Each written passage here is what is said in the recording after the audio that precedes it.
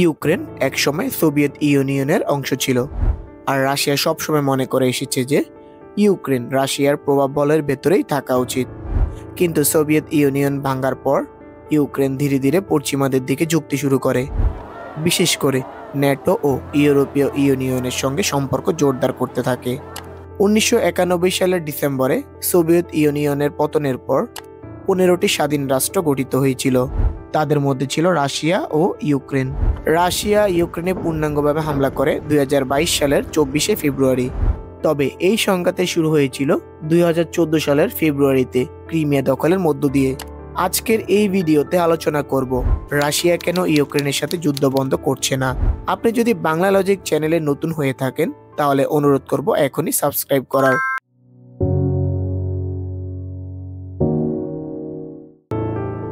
2014 সালে ক্রিমিয়া দখলের পরপরই ইউক্রেনের পূর্বাঞ্চল ডনবাসে প্রো রাশিয়ান বিদ্রোহ শুরু হয়। ডনেস্কো ও লুহানস্ক অঞ্চল তারা স্বাধীন বলে ঘোষণা করে, আর ইউক্রেন সরকার এটিকে বিচ্ছিন্নতাবাদী আন্দোলন বলে সেখানে সেনা অভিযান চালায়। রাশিয়া সরাসরি জড়িত থাকার কথা অস্বীকার করলেও বিদ্রোহীদের অস্ত্র ও সহায়তা দেওয়ার প্রমাণ পাওয়া যায়। একই বছরে মালয়েশিয়া এয়ারলাইন্সের MH17 বিমান ভূপাতিত হলে আন্তর্জাতিক চাপ আরও বেড়ে যায়। যুদ্ধ থামাতে সেপ্টেম্বর 2014-তে মিনস্ক চুক্তি হলেও লড়াই পুরোপুরি বন্ধ হয়নি। এর ফলে ডনবাস এলাকায় হাজার হাজার মানুষ নিহত হয় এবং লক্ষাধিক মানুষ গৃহহীন হয়ে পড়ে। এই সংঘাত পরবর্তীতে ইউক্রেন রাশিয়ার সম্পর্ককে আরও তীব্র করে তোলে। রাশিয়া কেন ইউক্রেনের সাথে যুদ্ধ বন্ধ করছে না, এর উত্তর খুঁজতে হলে আমাদের দেখতে হবে ইতিহাস, ভূরাজনীতি আর পুতিন সরকারের লক্ষ্য। পুতিনের দৃষ্টিতে এটি শুধু একটি রাজনৈতিক পরিবর্তন নয়, বরং রাশিয়ার নিরাপত্তার জন্য হুমকি। কারণ ন্যাটোর সামরিক উপস্থিতি যদি ইউক্রেন পর্যন্ত পৌঁছে যায় তবে তা রাশিয়ার সীমান্তে সরাসরি পশ্চিমা সেনাঘাঁটি তৈরি করার মতো বিষয় হবে। দ্বিতীয়ত, রাশিয়ার ভেতরের জাতীয়তাবাদী আবেগকে উস্কে দেওয়ার জন্য এই যুদ্ধকে ব্যবহার করা হচ্ছে। ক্রিমিয়া দখলের পর থেকেই রাশিয়ার জনগণকে বোঝানো হচ্ছে ইউক্রেন আসলে ঐতিহাসিকভাবে রাশিয়ার অংশ, আর পশ্চিমারা যেটি ছিনিয়ে নিতে চাইছে। তৃতীয়ত, যুদ্ধ চালিয়ে যাওয়ার মাধ্যমে রাশিয়া বিশ্ব রাজনীতিতে নিজেদের শক্তিশালী অবস্থান ধরে রাখতে চাচ্ছে। যদি তারা যুদ্ধ বন্ধ করে তবে আন্তর্জাতিকভাবে এটি রাশিয়ার পরাজয় হিসেবে ধরা হবে, যা পুতিনের রাজনৈতিক ক্যারিয়ার এবং রাশিয়ার বৈশ্বিক প্রভাব দুটোকেই দুর্বল করবে।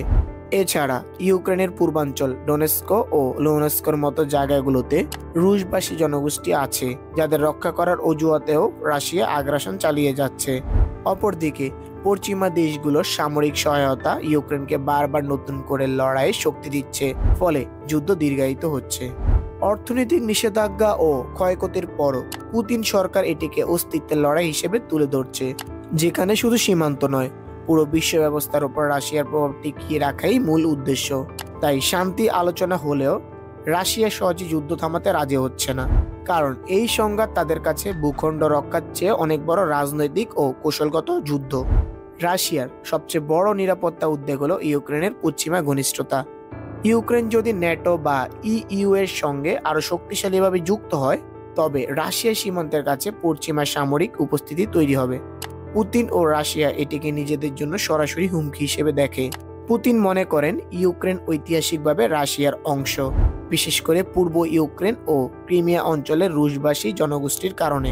তিনি এই অঞ্চলে রাশিয়ার প্রভাব ধরে রাখতে চাইছেন এবং রুশ ভাষাভাষী জনগণকে রক্ষা করার অজুহাত ব্যবহার করছেন। 2014 সালে রাশিয়া ক্রিমিয়া দখলের পর তাদের লক্ষ্য হলো পুরো ইউক্রেনে প্রভাব বিস্তার করা। ক্রিমিয়া তাদের জন্য কৌশলগতভাবে গুরুত্বপূর্ণ। এটি ব্ল্যাক সি ফ্লিটের ঘাঁটি এবং সামরিকভাবে গুরুত্বপূর্ণ।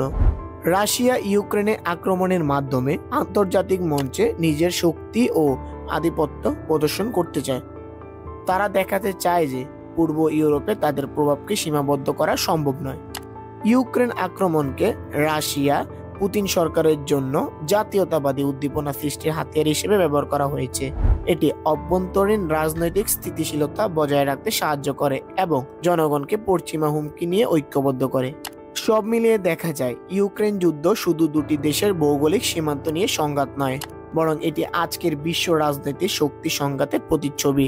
এদিকে রাশিয়া মনে করছে তারা তাদের প্রভাব বলয় ও নিরাপত্তা রক্ষার লড়াই করছে, আর অন্যদিকে ইউক্রেন ও পশ্চিমারা এটিকে স্বাধীনতা ও সার্বভৌমত্বের লড়াই হিসেবে দেখছে।